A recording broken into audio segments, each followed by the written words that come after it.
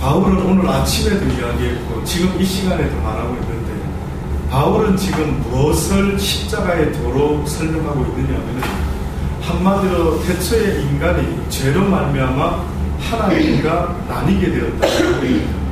다시 말하면 하나님의 형상을 따라 지음받았던 아담이 하나님의 형상을 잃어버리고 하나님과의 교제와 관계가 끊겨버리고 에덴 동산에서 내쫓기고 말았다라고 성경이 전하고 있습니다. 그렇게 인간들이 살다가 보니까 이제는 하나님과 무관한 삶을 사는데, 무관할 정도가 아니라 하나님이 태초에 인간을 만드신 그 의도와는 전혀 딴판으로 인간이 타락의 타락을 거듭하기 시작합니다. 어느 정도로 하나님이 보셨을 때 타락을 했는지 보니까 성경의 노아 시대 때 뭐랍니까? 모든 자들이 각기 자기 좋을 대로 자기 마음대로 삽니다. 그 누구도 의식하지 않고 자기가 하나님이 되어서 자기 소견에 좋을 대로 하나님의 아들들이 사람의 딸들의 아름다움을 보고 각기 자기 원하는 대로 아내를 삼고 살았다라고 하는 그 의미 속에는 한마디로 인간이 하나님의 말씀과는 전혀 동떨어진 삶을 살기 시작했대요. 하나님이 보시고 안타까워서 내가 인간 만든 것을 후회하노라 라고 하시면서 노아의 가정을 제외한 모든 인간들을 이 땅에서 물로 심판하리라 라고 결정하게 되죠. 그래서 우리가 아는 것처럼 노아 할아버지 가족 외에는 모든 인간이, 인류가 물로 심판을 받게 됩니다. 그런데도 불구하고 또 어떤 일이 벌어집니까? 또 인간들이 어렸을 때부터 각기 그 생각하는 것과 모든 것들 계획함이 심히 악하더라 라고 성경이 또 이야기합니다. 그래서 세월이 계속 흘러갑니다. 드디어 하나님께서 한 계획을 세우셨는데, 그 계획이 뭐냐면은 이 땅에 예수 그리스도, 하나님의 독생자라고 하시는 예수 그리스도를 이 땅에 보내어서 하나님과 인간의 사이에 중보자가 되셔서 화평케 만들려 이 땅에 왔다라고 성경이 예수에 대해서 증거하고 있습니다. 그러니 예수님이라는 분이 이 땅에 오신 이유가 뭡니까 하면은 얼핏 보면은 인간의 죄를 씻어주기 위해서 왔어요. 인간의 죄 때문에 십자가에 주님이 달리셨지요 라고 말하지만, 실질적인 모습은 그렇지만 더 실질적이고 궁극적인 의도하신 게 있는데, 그건 뭐냐면은 인간과 하나님과의 관계를 회복시키러 예수님이 이 땅에, 예수님이 이 땅에 오시면은 하나님과 인간이 어떻게 하면은 다시 아담이 죄짓기 전의 모습처럼 하나님의 형상을 회복시켜서 하나님과 대화 나눌 수 있도록 만들까. 그러니 성경에 보면은 오늘도 우리가 읽었습니다만, 예수 그리스도는 하나님의 형상이다. 그가 우리를 흑암의 권세에서 건져내사 그의 사랑의 아들의 나라로 옮기셨으니 그 아들 안에서 우리가 구속과 제사함을 얻었다. 그는 보이지 아니하시는 하나님의 뭐라고요? 형상이에요. 그러니까 아담은 하나님의 형상을 잃어버렸죠. 근데 예수 그리스도는 하나님의 형상을 어떻게 보면 회복시키러 이 땅이에요. 본인만 하나님의 아들의 하나님의 형상을 그분은 회복할 것도 없었지만, 그분이 하나님의 아들의 하나님의 형상을 가진 아들로서 어떤 일을 하려고 했느냐면 하나님의 형상을 잃은 모든 인간의 모습을 다시 회복시키러 왔다라고 지금 말씀하고 있습니다.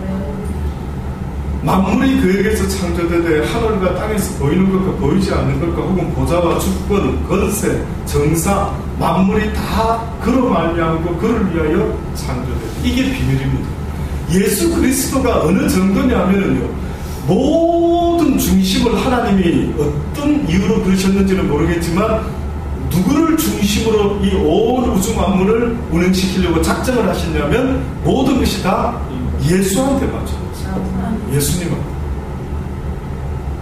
그러니까 어떻게, 왜 그럴까? 제가 한번 곰곰이 저도 고민을 해봤어요. 왜 굳이 예수님한테 맞출까? 하나님 스스로 하시면 되는데. 근데 한 가지 안타까운 사실은 하나님과 우리가 한 가지 다른 게 있습니다. 근본적으로. 우리는 눈에 보이는 존재지만 하나님은 볼 수 없는 존재입니다. 근데 예수님은 볼 수 있습니까? 볼 수 없습니까? 볼 수 있죠. 뜻밖에도 예수님은 어떻게 보면 반은 하나님이요, 형상적으로 반은 인간의 육신을 입고 오셨기 때문에 어떻게 보면 피조물은 우리 인간이 하나님보다는 누구와 더 조금 예수 그리스도를 통해서 어떻게 보면 더욱더 하나님을 이해하기가 좋은 것 같다라는 느낌이 들 정도로 그래서 예수 그리스도를 하나님께서 그 중심으로 모든 만물을 통일시켜 하시는구나 라는 것을 느끼게 됩니다. 예수님이 사실은 육을 입고 이 땅에 왔지만요, 성경에 신비로운 비밀 이야기가 있습니다. 그게 뭐냐면은 지극히 높은 제사장이라고 하는 칭호를 받는 뭐죠? 멜기세덱. 네, 멜기세덱이라는 그 반차를 이야기하는 그가 누구냐면은 아브라함이 처음으로 11조를 바쳤는데 누구한테 바쳤냐면 멜기세덱이라는 사람에게 바쳤어요. 근데 이 멜기세덱은 성경에 보니까 족보도 없고 어디서 나타나고 아무것도 없고 이 땅에 족보가 없는 자예요. 그러면 아브라함이 이 땅에 족보가 없는 누구한테 도대체 이 11조를 바쳤을까 할 때 신학교에서는 그 멜기세덱을 누구로 이야기하냐면 예수 그리스도로 이야기합니다. 그래서 아마 예수 그리스도께서 어떻게 보면은 이 세상에 있기 전부터 존재하신 분이었고 또 모든 만물은 그분에게 모든 예물을 드릴 수 있도록 아마 이렇게 정해진 분이신 것 같아요. 그러니 지금도 안타깝게도 유대교나 어떤 여러 이슬람교나 어떤 이 성경과 관계 있는 사람들은 예수님을 갖다가 그저 선지자 중에 한 사람, son of God으로 말하는 게 아니라 그저 one of the prophets, 선지자 이 정도로 말을 하는 거예요. 그러니까 그게 뭔지, 그러니까 여호와 증인 무슨 의미입니까? 예수의 증인은 아니고 예수가 무슨 하나님이냐? 사람의 몸을 가졌잖아요. 우리는 오직 여호와만을 증거한다. 그래서 어떤 면에서는 여호와 증인 그런 뜻이 있습니다. 그는 몸인 교회의 머리라 그가 근본이요 죽은 자들 가운데서 먼저 나신 자니 이는 친히 만물의 으뜸이 되려 하시리라. 이 말씀도 좀 비밀스러운 이야기입니다. 사실은 몸인 교회의 머리가 누구라고 말하냐면은 예수 그리스도예요. 이 땅에서 교회라고 할 때의 두 종류입니다. 유형의 교회가 있고 무형의 교회가 있는데 유형은 이 건물을 말하는 거고 무형의 교회는 우리의 그 몸이 바로 성전이라고 그러죠. 그러니 다시 말하면 교회의 머리가 예수라 한다는 말은 이 교회의 머리도 예수지만 내 삶에 어떻게 보면 머리가 되시는 분이 예수 그리스도시다. 나의 주인이 예수 그리스도시다. 그분은 모든 죽은 자들 가운데서 먼저 나신 자입니다. 쉽게 말하면 인간이 시작되기 전부터 먼저 계셨던 분이라는 뜻을 포함하고 있습니다. 친히 만물의 으뜸이 되려 하십니다.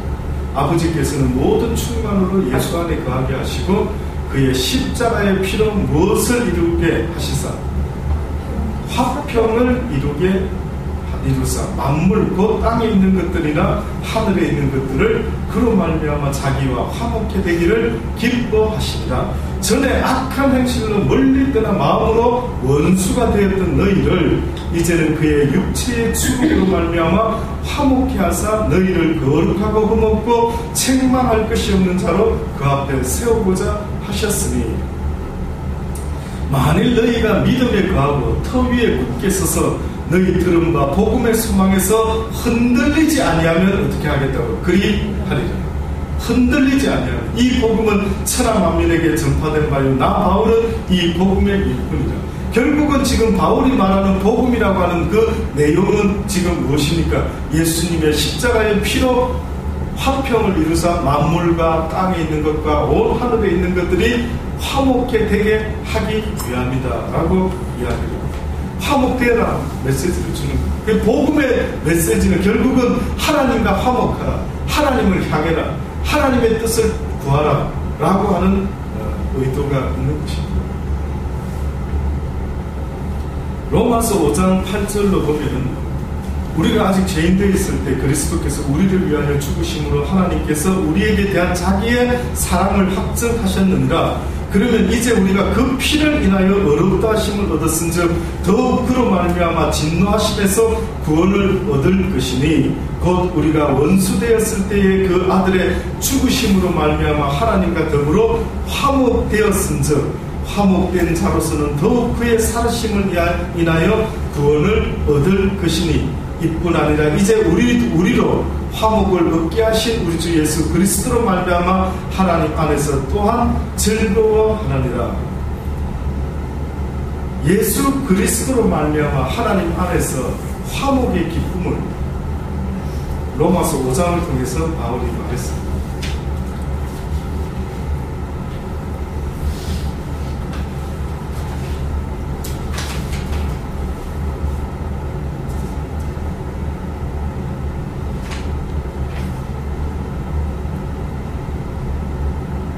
그리고 에베소서 4장입니다.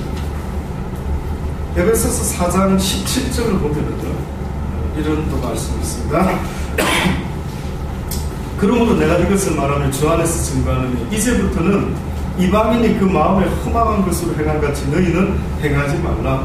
저희 총명이 어두워지고 저희 가운데 있는 무지함과 저희 마음이 굳어짐으로 말미암아 하나님의 생명에서 떠나 있도다. 저희가 감각 없는 자가 되어 자신을 방탕에 방임하여 모든 더러운 것을 욕심으로 행하되 오직 너희는 그리스도를 이같이 배우지 아니하였느니라.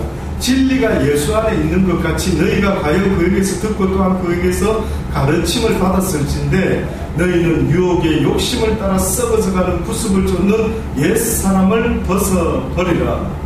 오직 심령으로 새롭게 되어 하나님을 따라 의와 진리의 거룩함으로 지으심을 받은 새 사람을 입으라 라는 말씀이 있습니다.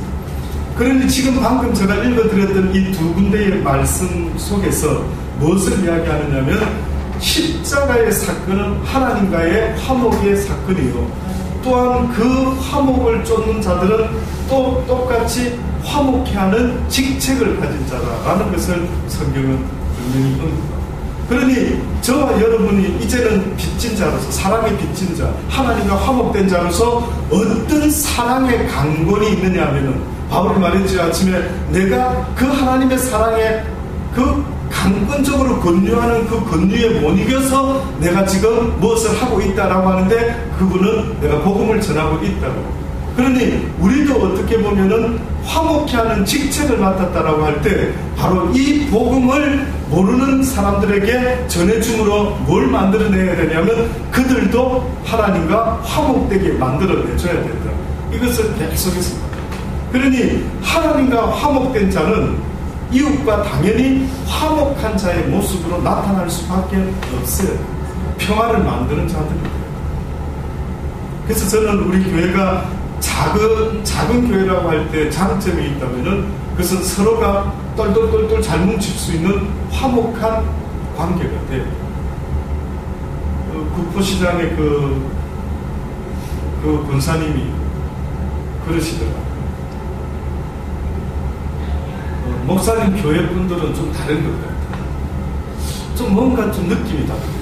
그분이 뭘 느꼈는지 모르겠습니다만 이상하게 좀 뭔가 다른 것 같다. 그런 표현을 쓰시더라고요. 저는 굉장히 기뻤습니다. 네.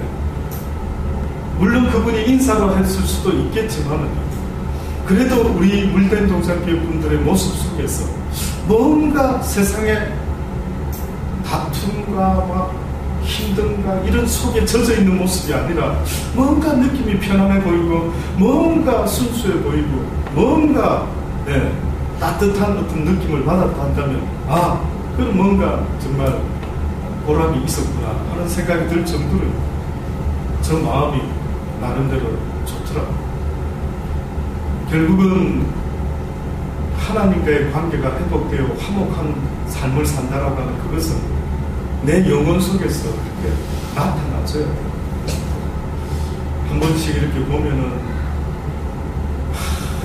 그 영혼이 힘들어하는 어떤 모습들 보이는 사람들 있지 않습니까?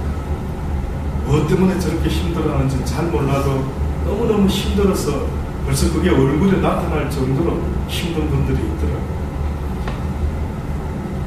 먹을 것, 입을 것을 줘서 도움이 될 수만 있다면 좋겠는데 그게 아닌 것 같습니다.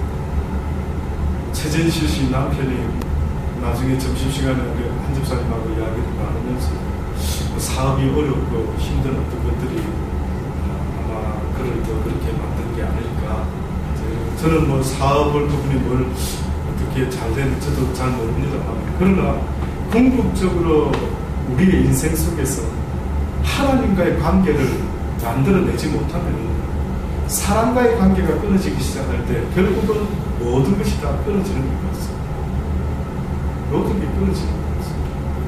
아무쪼록 저는 우리 물된 동산교회 여러분들이 저와 함께 살아가는 날 동안에 할 수만 있다면 하나님의 그 화목한 그 복된 관계가 우리 성도들과의 관계 속에서도 나타나기를 바라고, 여러분의 가정 속에서, 여러분을 아는 주변 사람 속에서 저는 나타나기를 바랍니다. 아멘. 그래서 저는 여러분을 알고 있는 제가 기쁘고, 또 여러분이 저를 알고 있는 것이 기쁜 그런 어떤 프라우드가 될 수 있는, 이런 어떤 하나님이 정말 우리를 기뻐하시는 이런 하나님의 프라우드가 될 수 있는, 야, 나는 너희들 볼 때마다 기분이 좋다. 나는 너희들을 정말 수많은 사람 앞에 내세우고 싶다. 자, 봐라. 이 때묻지 않은 물듣지 않은 내 자녀들을 좀 보아라. 이렇게 정말 하나님 앞에 정결한 힘으로 내세울 수 있는 그런 어떤 우리의 모습이 된다고 한다면 아마 바울도 그랬었던 것처럼 하나님도 우리를 기뻐하시리라 저는 믿어 싶지 않습니다. 예, 기도하시겠습니다. 하나님, 그렇습니다. 하나님과 화목하지 못하고 아직도 죄 가운데 하나님의 낯을 가리고 살아가고 있지는 않습니다. 여기 있는 저희들만이라도 이제는 그렇게 배우지 않으셨습니다. 이제 오직 주님의 말씀만을 붙잡고 주와 화목하며 주께서 기뻐하시는 그 말씀들을 붙잡고 순종하며 살아가기를